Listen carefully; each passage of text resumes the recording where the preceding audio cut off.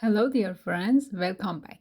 We are going to learn how to create freehand art, which we call Halkari.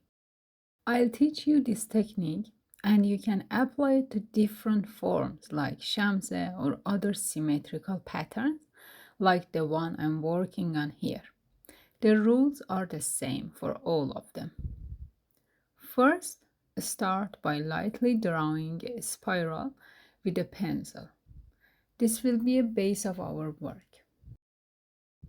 Then lightly sketch the size and placement of the flowers. As you know from earlier lessons, the largest flower should be the same size as the distance between the spiral loops. The second flower should be 2/3 of the size of the first one, and the third one should be 2/3 of the size of the second one. Now, let's start working on it. I'll place a large flower in the center of the work. You can choose to draw only the big flowers. Here, you don't need to sketch everything. You have already learned the shapes and flowers. Now focus on drawing them directly with color. The rule for this kind of work is to follow symmetry. You need to repeat each motif across the whole artwork before moving to the next pattern. For example, here I have a central symmetry, so I repeat each motif twice before moving to the next one. I'll show you how to do this in the video. At the end, we will fill the work with smaller motifs like leaves and buds. I'll start with the flower in the middle. As you can see, all of the sections of the flowers are made up of leaves. So it is important to learn how to draw leaves perfectly in different directions.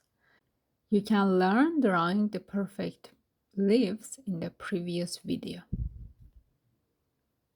So I'm creating a sharp bossy flower here in the center. You can mix different flowers to create your own. But first, you need to become familiar with sketching flowers in Tezhip.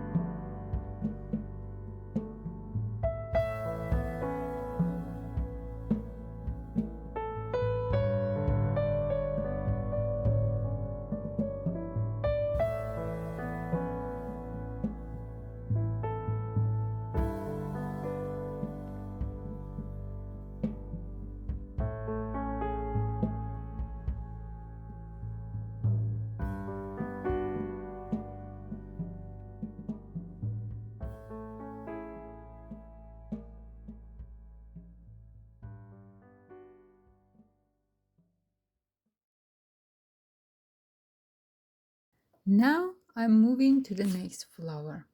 We'll have two of them. I'll create it here and then repeat it exactly on the other side of the artwork. Depending on the design, you might need to repeat the motifs 4, 8, or even 16 times. Repeating the necessary motifs makes it easier to follow the pattern, and in the end, you will have a more cohesive artwork. This repetition is especially helpful because it is a freehand technique and you don't have a detailed sketch. It helps ensure that you don't forget where to place each motif. I'm using the same flower here, but you could also use a butterfly flower because it belongs to the big flowers group.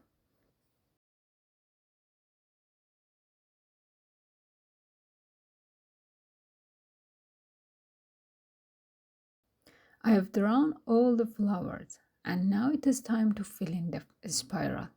I might decide to add some small flowers in certain areas. I'll start by sketching the stems. Try to draw them very delicately so you don't distort the shape of the spiral. This is like outlining and it will impact your painting if the stems aren't drawn well. For this section, the stems will connect. So I'll add a small flower here and a bud on top of it. I'll finish this part at the end.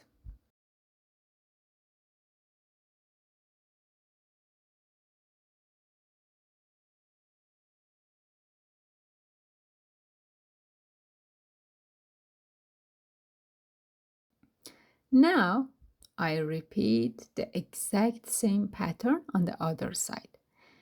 It is possible that the size of the flowers and leaves might be slightly different on each side, and that's okay. Just make sure to connect the leaves to the stems, as they don't look as nice when their stems are floating in the air.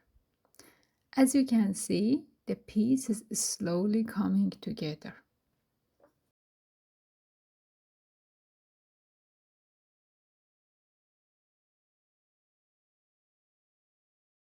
Now, the space between these motifs need to be filled with leaves.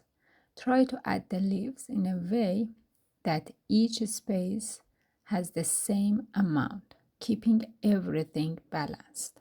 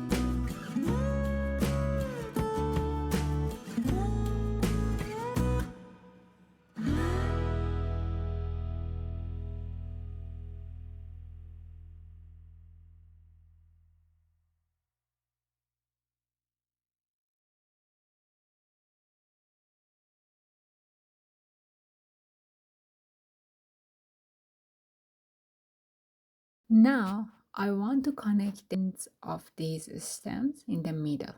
For this part, I have two options. I can either add another stem to fill the space, or I can add some leaves at the end of this section and connect them to each other.